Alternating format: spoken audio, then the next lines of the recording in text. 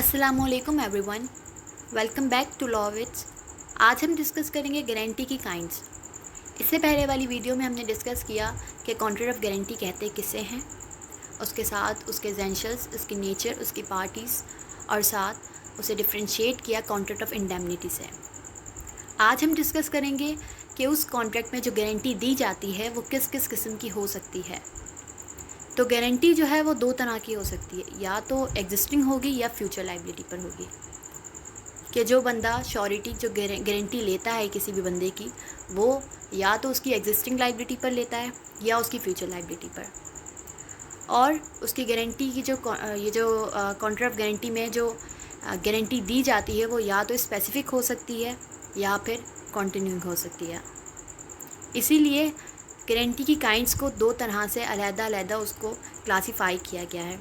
सबसे पहले तो ऑन बेसिस ऑफ ट्रांसैक्शन, कि गारंटी की अगर ट्रांसैक्शन जो होती है उसके हिसाब से दो तरह की गारंटीज़ किस तरह होती हैं। और secondly on basis of time के हिसाब से गारंटी की किस तरह की अक़साम हो सकती हैं।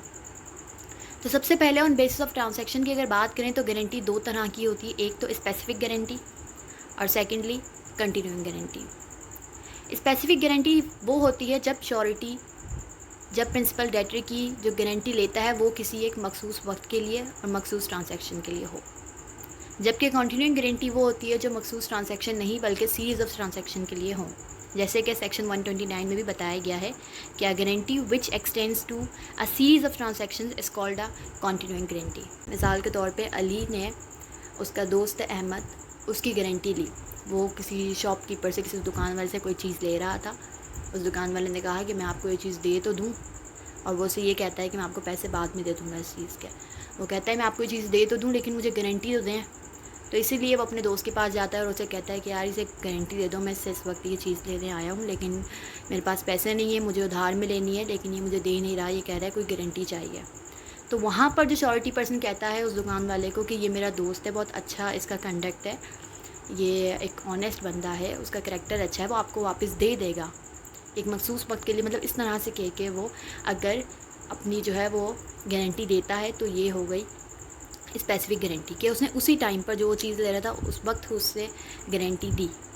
लेकिन अगर इसी तरह की गारंटी को अगर हम कंटिन्यूइंग गारंटी में करें तो वो ऐसे है जैसे कि एक जो सेल होती रहती है एक चीज़ की और एक बंदा है जिसकी गारंटी ली गई है एक दफ़ा, तो वो चलती रहती है।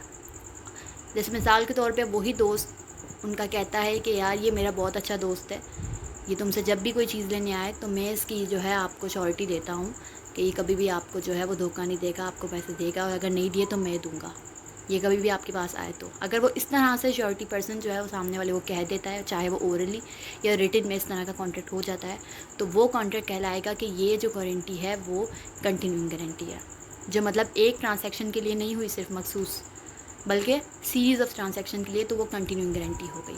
ठीक है। इसके अगेंस्ट में जो दूसरी क्लासिफिकेशन की गई है काइंड्स ऑफ गारंटी की, वो की गई है ऑन बेसिस ऑफ टाइम के हिसाब से गारंटी की कितनी एग्जाम होंगी, तो वो दो हैं। एक तो रेट्रोस्पेक्टिव गारंटी होती है और एक प्रोस्पेक्टिव गारंटी होती है।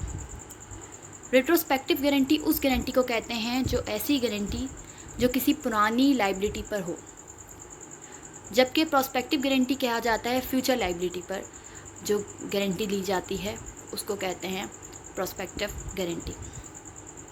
मिसाल के तौर पे एक बंदा श्योरिटी पर्सन जो है वो उसने गारंटी ली हुई है अपने प्रिंसिपल डेटर की, क्रेडिटर को कहा हुआ है कि मैं इसकी जो है श्योरिटी आपको देता हूँ, लेकिन जब एंड वक्त आता है और प्रिंसिपल डेटर को वो पेमेंट पे बैक करनी होती है लेकिन वो डिफ़ॉल्ट करता है, तो फिर यहाँ पर अगर श्योरिटी पर्सन जाकर क्रेडिटर को कहता है कि आप इसे और थोड़ा सा टाइम दे दें, ठीक है, आप इसे थोड़ा सा और टाइम दे दें, अगर इस टाइम तक भी उसने पे बैक नहीं किया तो मैं आपको जो है वो पे करूँगा।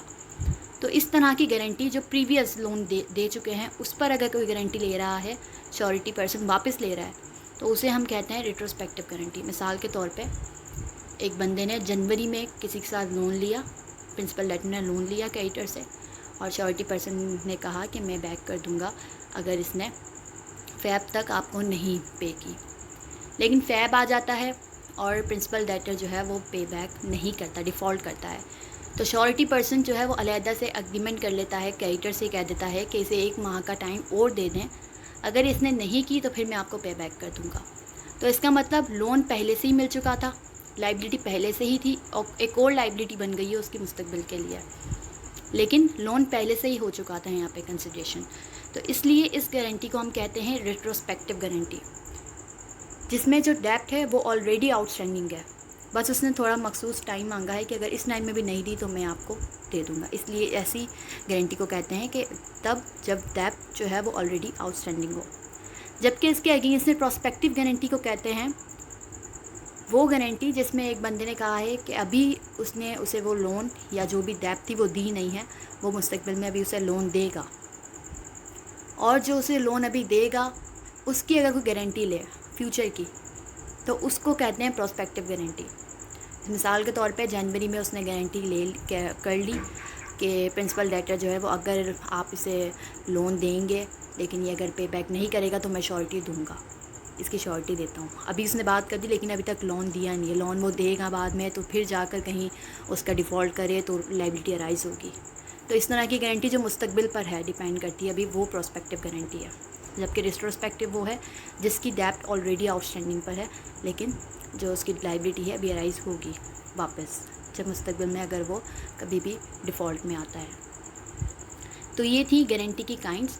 और इस तरीके से ही अगर हम देखें कि यही गारंटी कब रिवोक हो सकती है, तो जो भी यहाँ पर एक मेन बात है कि अगर स्पेसिफिक गारंटी है तो वो रिवोक नहीं होती अनटिल कि वो बंदा मर जाए। लेकिन अगर वो मर भी जाता है तो उसके जो रिप्रेजेंटेटिव्स होते हैं, जो लीगल ईयर्स होते हैं, वो उसको पूरा करते हैं लाजिम।